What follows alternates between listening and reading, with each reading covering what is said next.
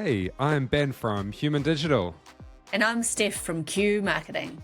And this is Can, the marketing podcast. This week, we are covering the New Zealand Marketing Awards brought to you by YouTube.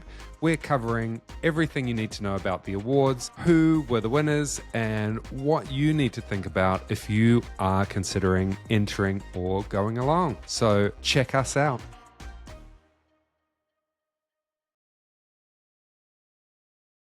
Happy Saturday, Steph. Happy Saturday, Ben. How's it going? Good. I was just doing my vocal warm-ups before and we were talking about stage challenge. Did you ever do stage challenge, Steph? That would be hard for people to believe given my extroverted nature, but no, I've done no formal training. This is what you see is what you Done no get. formal training. So stage challenge, I think I was part of a couple of the productions. I wasn't on stage. I preferred to be behind the camera. So I think I was involved in a lighting of one of them. Good fun. Good fun. Do they still do stage challenge? I know that they still do Rock Quest. That's still alive and kicking, and it's going great guns from what I understand. I know that one of the guys that runs that. So, it's still there. Yeah, it's so important for kids to have these opportunities. And I feel like a lot of people get inspired and take it to their careers later on if they get involved with all of these stage challenge and musical challenges. I feel like my childhood, I've been missing out this whole time, but here we are. How's your week been? Tell me what's been happening in your world, Ben. It's been a good week. Started in Sydney this week, went to the Brandwatch Bootcamp in Sydney, which is a great launch point after having our research episode. Learning all about Brandwatch. It's a really good research tool. The tool does many things, including content publishing, but it has some really cool insights inside it. So definitely check out Brandwatch. We obviously both went to the marketing awards on Wednesday night, and first thing Thursday morning, I was up for Agentforce by Salesforce, and was checking out some of their new AI features. Surprise, surprise. There's a couple that I had a look at. So their sales development representative, which is an AI support for salespeople. One of the cool things it does is it pulls all of the interactions that a customer has had with the brand. So the web pages they've visited, the marketing emails they've looked at and opened, and all of the different touch points, so that when the salesperson gets on the phone, that they know, where the customer's interests lie and what they've already seen, which was really cool. So is this available to anyone who's using Salesforce? What's the story with it? Like, is it an add-on to Salesforce? Yes. So there are a couple of prerequisites. You have to be using one of their data plugins. So there are some prerequisites on the instance of Salesforce you need to be in, the way that your data is being consumed in Salesforce. So it has to obviously be available for this tool to be able to see it. I don't think everyone automatically can use it. But have a chat with Salesforce. And then the other cool thing, which I think is available for everyone, is a sales coach. So this is an AI-powered coach where you jump on a conversation with this AI and it will give you critiques. It will ask you questions, so you can practice your pitch, your conversation with customers, and it will give you real-time feedback. So very cool. That's pretty cool. So taking away the need for formalized training in-house, I suppose, and letting people do it through the actual platform itself. Yes, but I think nothing can take away from a senior salesperson giving tips and tricks and guidance to a new salesperson. But yes, this is a great way to practice. But you can never get rid of the human. Yeah, exciting. Awesome. What about you, Steph? What have you been up to this week? So it's been a really busy week. Kind of swung a little bit more into the judging side this week. So been finalising the visits to finishing off the visits to the finalists of the 2 Degrees Business Awards, and that's always one of my favourite times in the year because you get to go and see businesses that you typically wouldn't see inside. So it's some really amazing catch ups where there was a social media agency that are doing some great things for small to medium businesses, which is an often forgotten space. There's lots of people who service large businesses, but not so many who do the small fry. And then I had a catch up with Husky. So if you've ever been to kind of a barbecue in summer in Auckland, you might be one of those people. I don't know if you've got one, Ben. Have you got a Husky beer cooler? No, I don't. Okay, right. So here we go.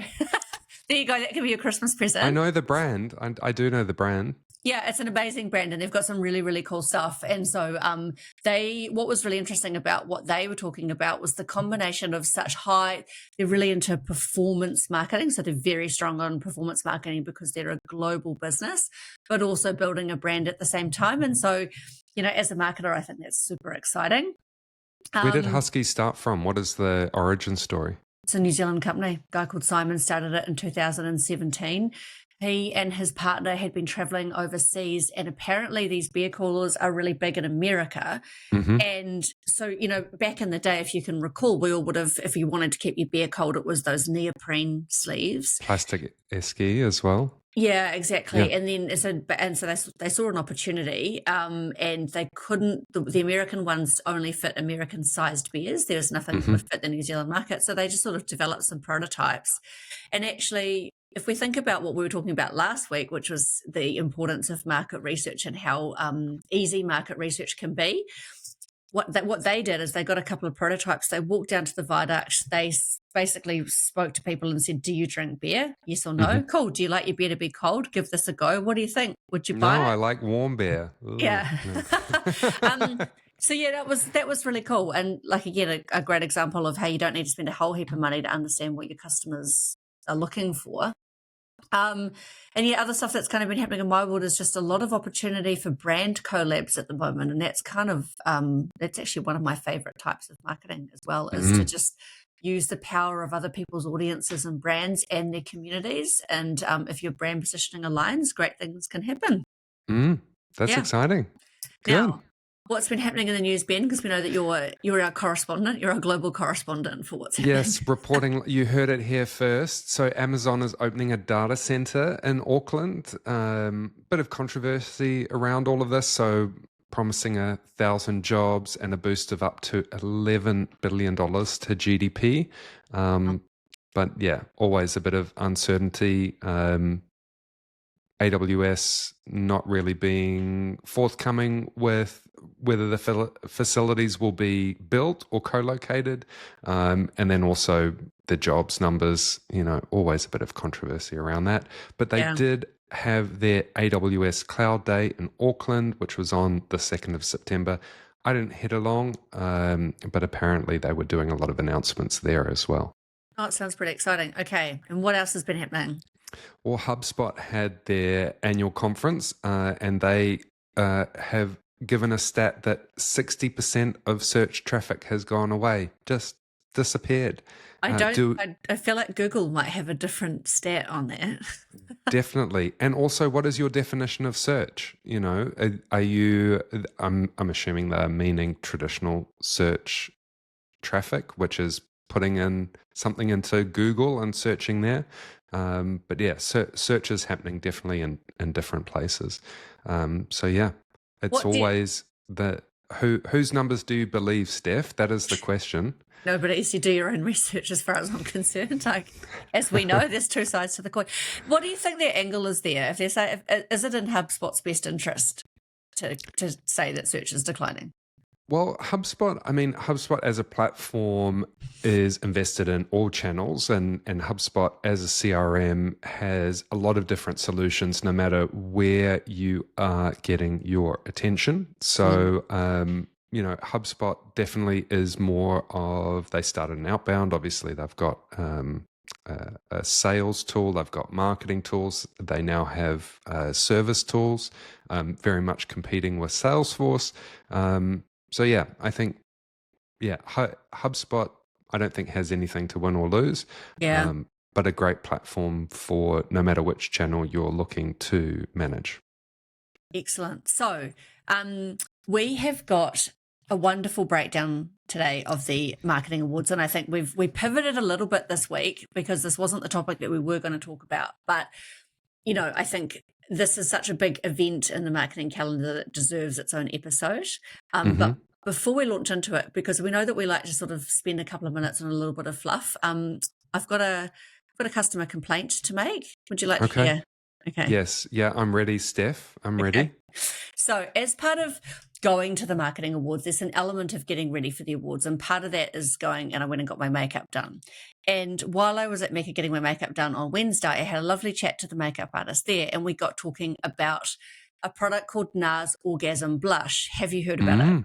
No, I know about NARS. And I know about blush and I know about orgasms, but not all of those three things together. Okay. So this is what we would consider to be an iconic product within NARS's product range. It was launched in 1999. So that blusher has been around for 25 years. Largely, if you're a woman listening to this, you've come across this product. Its claim to fame was that it suited all skin tones and types. It had a lovely shimmery blush to it, and it was just kind of the blusher that was in everyone's handbag. So I recently bought this blusher and it's been really, really poorly performing, and it's just been awful. And I couldn't figure out why, and it turns out that they changed their formulation.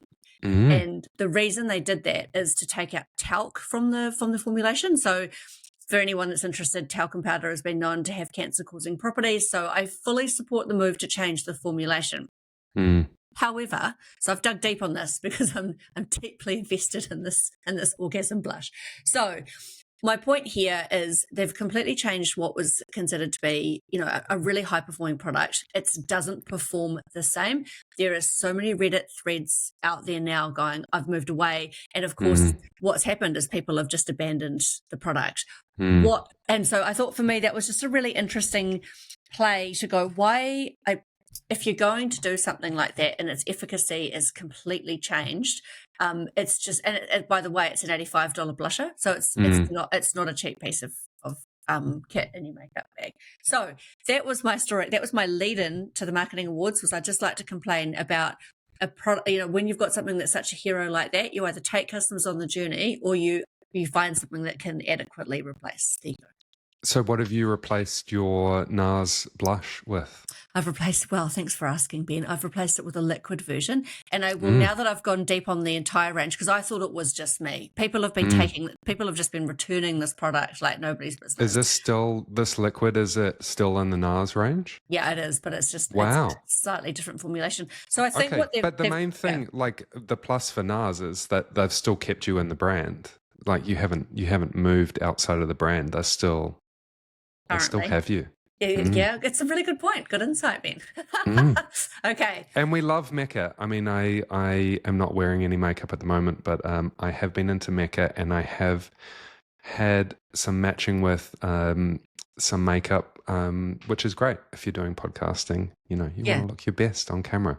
And I think these are products that people can get really passionate about. They're quite a reflection on who you are as a person. So anyway, if anyone's got any feedback, drop it in the comments.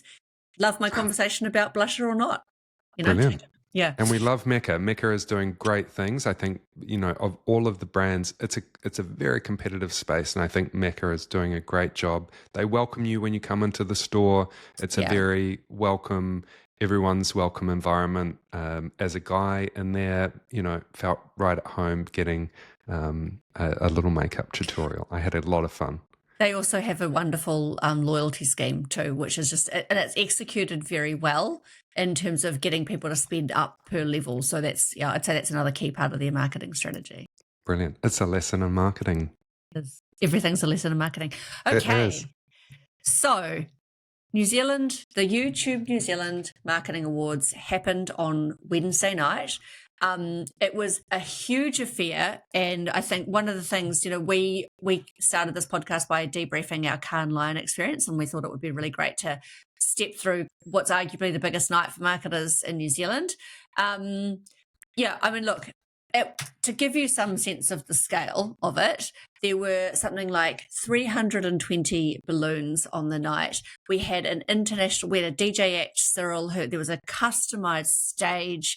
There were over 1,000 people in that event center. It was, what else was there? There were, just to give a sense, to be able to fill out Spark, I think has just given you a really good sense of how big that event. It was amazing. I mean, I think is this the second year they've been at Spark? I think so. They grew out of the Cordis, yeah. So I went last year, and it was YouTube as well, and we had Symphony play at the end. When I walked in last year, I had goosebumps. Like walking into the venue, they did such a good job. It was, a real global scale event. And it just made you feel so good to be part of the industry. And walking in again this year, same feelings, just like, wow. So had you gone prior to last year? So had you gone when it was at the Cordis? I hadn't gone when it was the Cordis. So yeah, I know the Cordis, it's a great venue. But the Spark Arena is very impressive. I mean, it's amazing to go and see concerts and shows there as well. But it's a big venue, and you walk in, and the way that, you come into that event is amazing. I mean, at the start, as you were coming in, they had some dancers, they had champagne being handed out. Everyone was dressed to the nines. I bought a new tux especially for the event, which I was very happy with. Yes, thanks Fifth Avenue. Very happy with my Joe Black tux. And yeah, it was great. Everyone was there. Both of us, Steph, have been in the Advanced Marketing Leadership Program, so a lot of AML returnees catching up with there. It was really good. So here's the thing, right? So for anyone who hasn't actually been to these awards, it's not a cheap exercise. So how did you end up going? Because I had the option of going as an individual, as a business owner, but luckily for me, I was sitting with Goodman Fielder because I'd been doing some work with them. So that I believe the tickets were something in the vicinity of between $400 to $500. Yeah, that's right. It's about 500. It depends if you are a member of the marketing association. But yeah, individuals, I think they were around 500. If you bought a table, you obviously got a discount a bit on each ticket. So how did you end up going?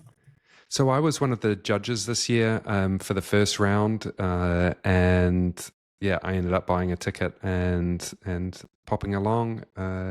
It was great. And I mean, $500, I think there is still value in that. You get a full 3-course meal, which was delicious, beautifully presented. So, you're getting that. You're getting unlimited drinks. I mean, I don't drink as much as I used to, but I definitely had a few glasses of bubbles. So, and then you had Cyril, who's an international performance. So, I think $500, yeah, it's a bit of money, but if you think about the value that you're getting, it was good. It was really good. Yeah, I think that's something just to mention too. I mean, it would be great, I think, to see maybe a more affordable option for those who are individual players, perhaps individual marketers, because one of the things about putting on these events is it's designed for there's 34 categories, I think, in the marketing awards. And so you've got lots and lots of big businesses and they all buy tables. It's great. But I think it would have been, there's lots of people in my marketing world and in my social circle who would like to go. But if you haven't kind of got an extra ticket, maybe that cost is prohibitive. I'm not denying that it's worth the money, but you can see how that might be a bit of a barrier. You can sometimes spend $500 on your on learning, on your development and learning, or you can spend it on a fun night out, depending. Definitely. But yeah, I think it is probably the premier marketing event in New Zealand, I would say, in terms of awards nights. Yeah, 100%. And I think there was a little bit of controversy a couple of years ago. So YouTube have, and I've seen this a bit with naming rights sponsors. So it used to be the TVNZ Marketing Awards, and then 2 years ago, YouTube took on the sponsorship. And there's a part of me that wonders if perhaps some of the scale and the fact that it's now such a big event, I do wonder if maybe there's been a cash injection from YouTube that's helped enable that to some extent. For sure, for Yeah. sure. Yeah. And, YouTube is the new television. Yeah, exactly. So why? Okay, so that was I guess that's kind of the awards night, but let's break it down and talk about actually how does one enter the awards? Why would you enter, and what kind of goes into it in the first place? And this is definitely celebrating the best in marketing, from individuals to teams to campaigns. I think campaigns are always the focus on any of these awards because it is celebrating the work. So similar to the Lions, what we're trying to celebrate here and encourage is really high quality creative thinking and the leaders in marketing that make those amazing pieces of work happen. Yeah, and so my understanding is there's three ways you can get into the marketing awards. One is for campaign. One is so that's a marketing campaign that you've done within a particular category. And then there is your individual awards. So one of the other amazing things that this awards program offers is the ability to be recognized as marketer of the year or the future marketer of the year. And what that does for people is it really, it's such a badge of honor to be recognized by your peers, and you have to be nominated. And I've just seen that do really great things for people in their career.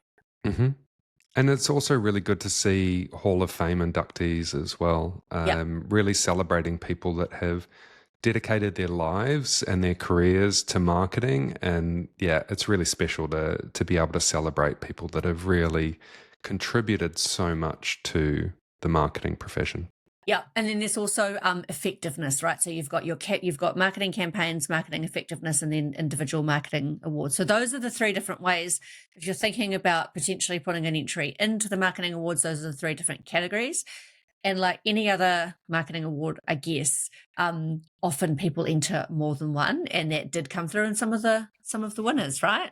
That's right. Yes, yep. And more than one, and you can also enter the same piece of work into more than one category as well. Yeah, exactly, and it's kind of a good way of doing it. Although you will be charged for every category that you enter. So let's break down, I guess, what were your faves?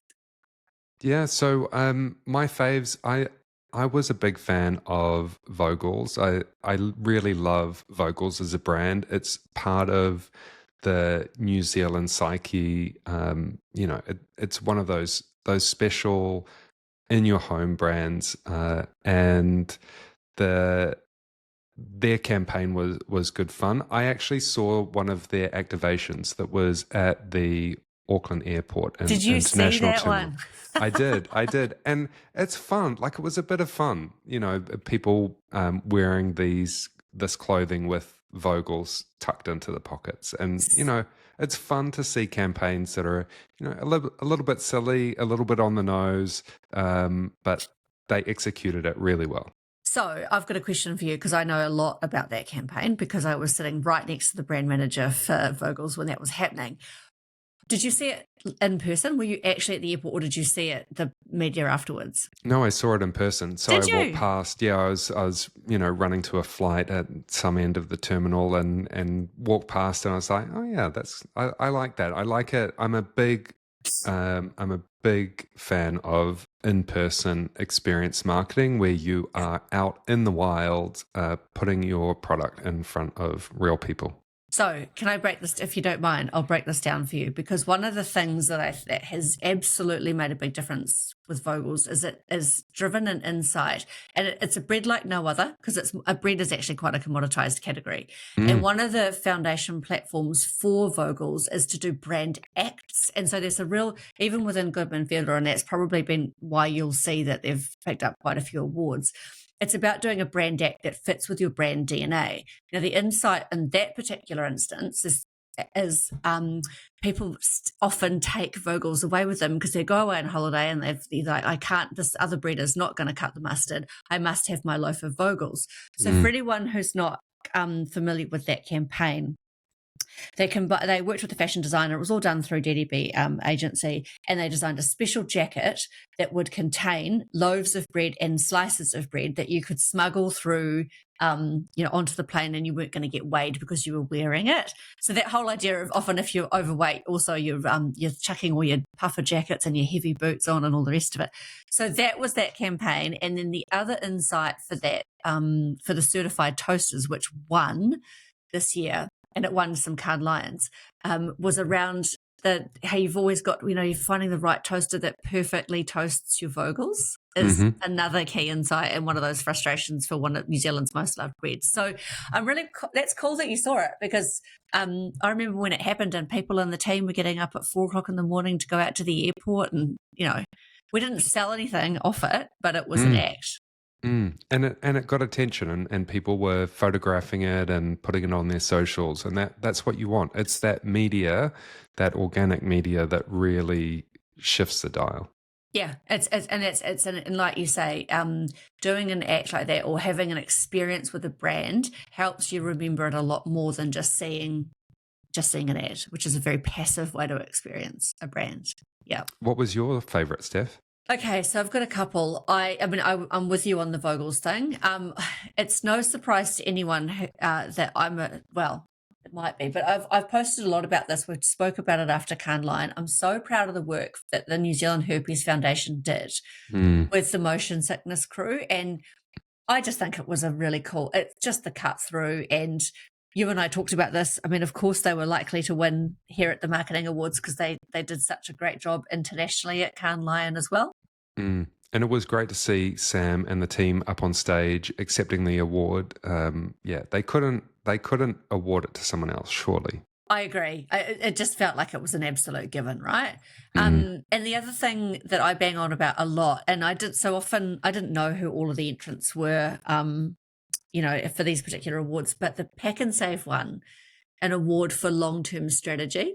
So the description here is ruthlessly, consistently using the Stickman. And one of the hardest things in marketing is to come in and just keep doing the thing that's been working.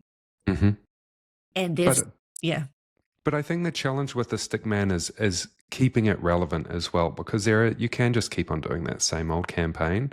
But I think where marketers really thrive is where you've got some constraints. So maybe the constraint is using the Stickman, but really good marketers take that constraint and work with it and make it different. And that's, I think, what has made Stickman so good is, yes, they've been consistent with that character, but the creativity and the thinking that has gone into that campaign over the 18 years, that is what good marketing is all about.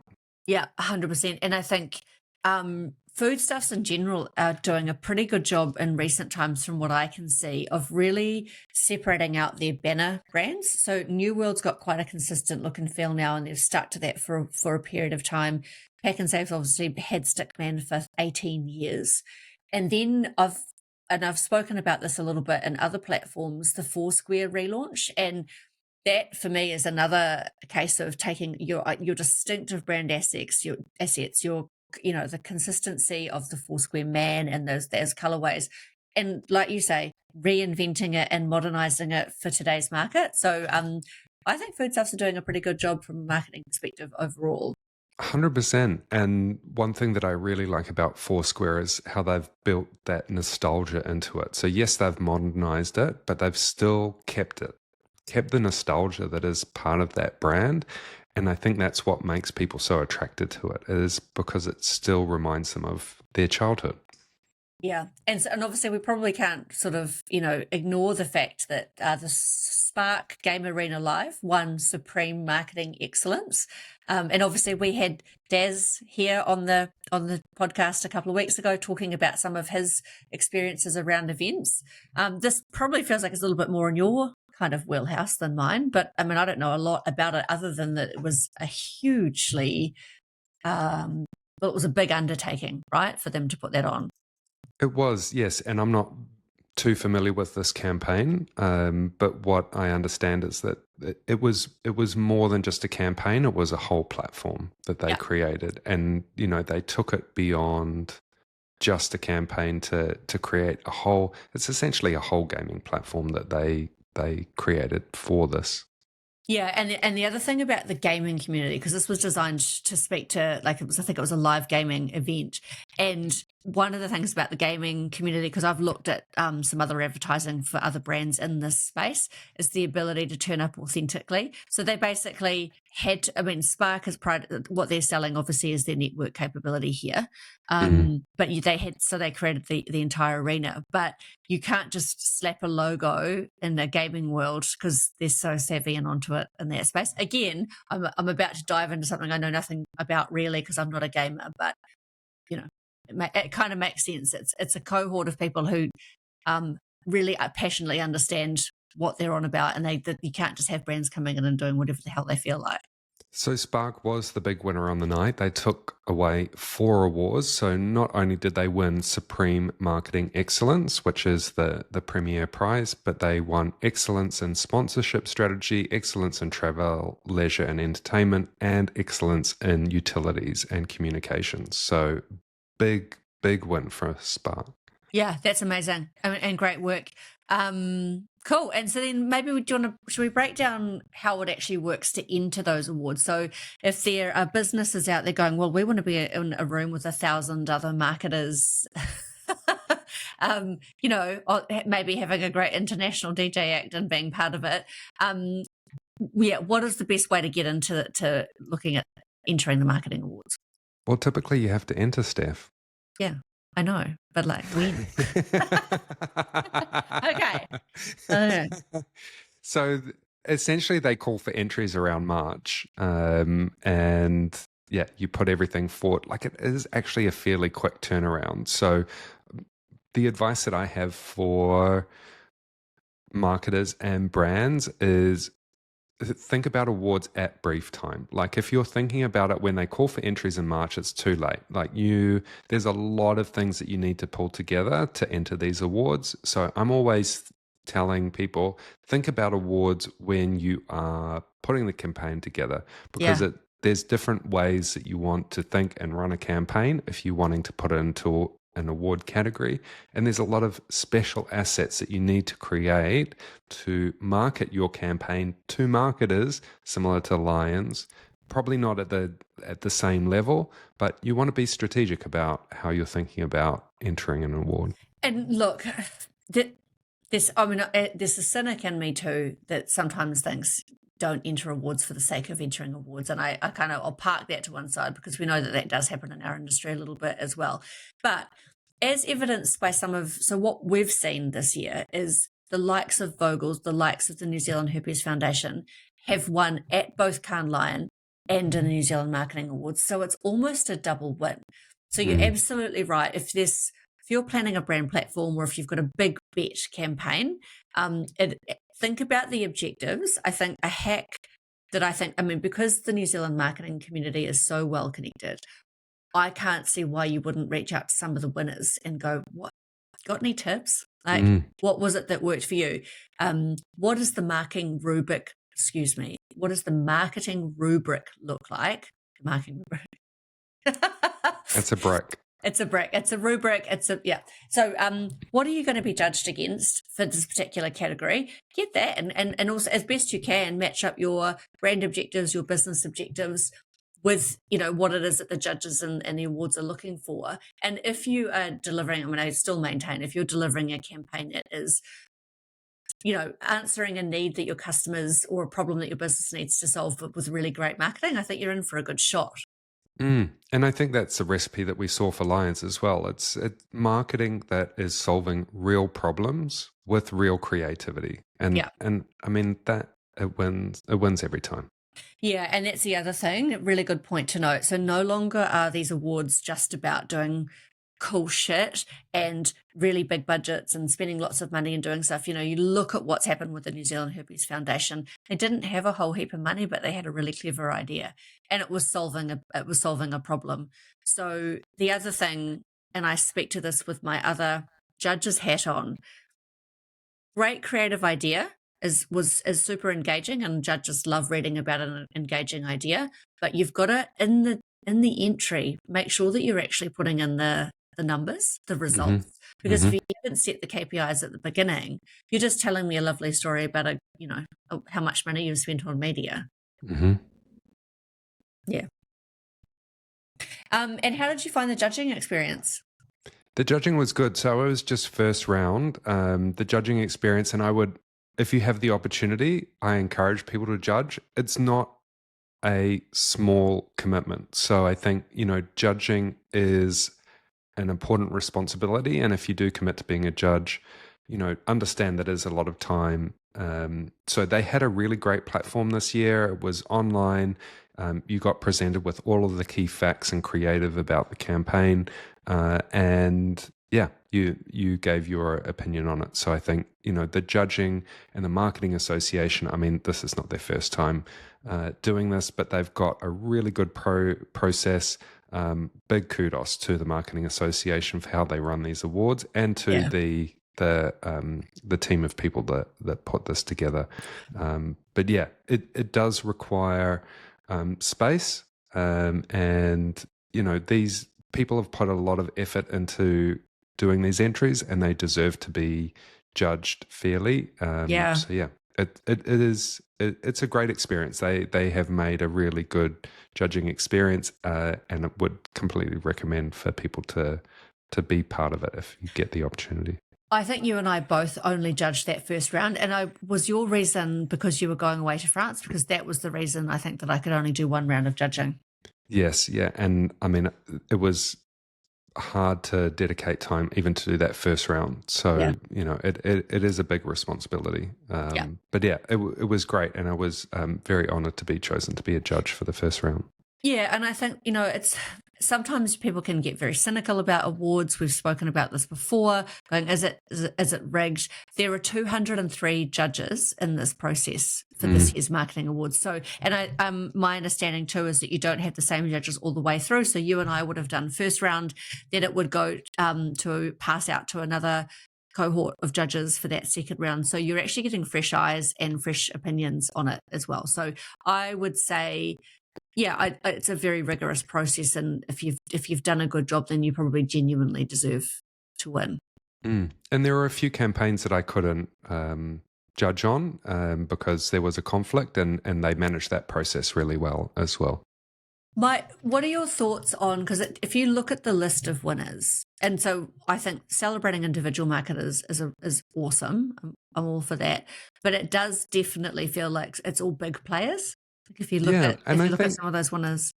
Yeah, and I mean, it's just the trend for this year, but it just shows that you do need to be strategic about this. So the winners are the brands and the marketers that have invested into the awards process, and they didn't just enter the New Zealand Marketing Awards, they're entering multiple awards. And I think that's, as a marketer, as you think about the year, think about what is that one brief, that one campaign that is the winning brief, and invest in it. Think in advance about how you're going to create the assets that you need to enter these awards, and enter them in multiple awards. You need leadership buy-in, you need special budget just for awards. So you have to have that conversation from the start. Yeah, I agree. And the other thing I will say, because I saw this firsthand at Goodman Fielder, and it's really stressful as a brand manager or as a marketing manager when you've been asked to do the awards. Now, in the case of Goodman Fielder, the agency helps write them. So that's quite common. It's a wonderful opportunity for agencies to get some extra cash. They've often done the campaign. And you can outsource your writing of your award. And in some cases, that's not a bad idea. But I think we had to submit it, or the Goodman Fielder, you've got to submit it yourself. And what I can tell you is I was sitting right next to Karen as she submitted for the Vogels, and it was down to the last minute. And why do we do that to ourselves? And it's really stressful. And I also, every time I go and visit somebody who has taken the time to put in an award entry in, I thank them for the effort, because it is always over and above what you do in your everyday job. And so I think there's something to be said for the effort it takes. It's not always an easy thing. But it is also a form of marketing as well. So the awards is essentially a channel. Some would class it as PR. So you do get a lot of press out of it. And if you win an award, yes, you're celebrating the team and the creative, but the work and the campaign gets even more notability. So it is a channel worth investing in, and see it as one of the channels for the campaign and give it budget as such. Do you think, because there was definitely, and we talked about this with Carnline as well, how they've been, it's like B2B sometimes feels like the poor cousin in these events. There was a whole B2B part of the New Zealand Marketing Awards as well. How do you feel it was represented? It's good. It's good to see B2B as a category. It is a different form of marketing, and it often has different focus. It sometimes doesn't have the same creative budget, although that is changing in B2B as well. So B2B are understanding the power of brand, the power of investing in quality creative and amazing campaigns. And there are examples of that, but I do think it is good to see B2B as a category, because then you're opening the awards to people that may not see normal opportunity going up against Vogels, for example. Yeah, and wouldn't it be great if at some point in the future the marketer of the year was a B2B marketer? Because I guarantee that I couldn't actually tell you from that list of finalists if there were any B2B marketers in there, but I think B2C sometimes takes all that glitz and glamour and the cool brand stuff, and you're not seeing it. And it would be great to build out some really solid B2B marketing accolades, I think. And they are there. And I think having that B2B category is a really great first step to bring B2B marketers into these awards. Yeah, and possibly what's happening is where they're seeing all of their wins and their events, that's a separate world, right? So there's probably lots of other events that happen in the B2B world that reward there are specific B2B events and award sets, but bringing them together is important. And there is more of that understanding of, the marketing using different campaigns and learning from each other, B2B and B2C. Yeah, perfect. Right, so just thinking about that breakdown of timing, and if people were thinking about kind of really cracking into the awards side of things, we are now in September. A lot of brands, a lot of brands who work on a calendar year are thinking about what their 2026 is going to look like, or they're actually they've built their brand plans and they're thinking ahead.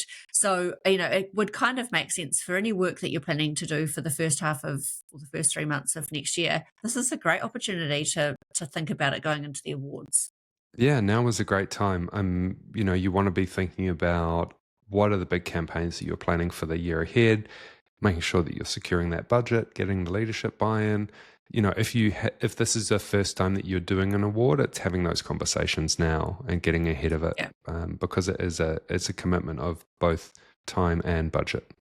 Now, should we because I think it's worth acknowledging the individual awards as part of this, the whole process. So I want to start with Simran, who is from Goodman Fielder, as the Future Marketer of the Year. And what people don't understand is the amount of effort that goes into presenting in front of you've got to physically present in front of a panel of judges. So I've had the pleasure of working with Simran at Goodman Fielder. She's an absolute gun. She's so passionate about her craft. And I think what's awesome about this is it just will give her stand her in such good stead for the rest of her marketing career. So that's the Future Marketer of the Year. Do you know anything about Matthew Pickering, who won actual Marketer of the Year? I don't know him too much, but his presentation was really good. He comes across as a really well-rounded marketer who's had a great experience. He's worked in different brands. He's really invested in the industry, and it's clear that he is a really supportive marketing leader and has developed a lot of people and teams. So it's great to see someone, again, who's contributing a lot to the industry. And there were some heavy hitters in that category. Like there were some really good people in that cohort of Marketer of the Year. So I think even just to get a nomination, I think is, you can put that on your LinkedIn profile. 100%. Yeah. And then we had Craig Baldy from Lion. What was he? Lifetime Achievement Award. So he's been at Lion for, I think it's 30 years. So Another legend. And I mean, Lion has such a powerful marketing team, a really great collection of brands.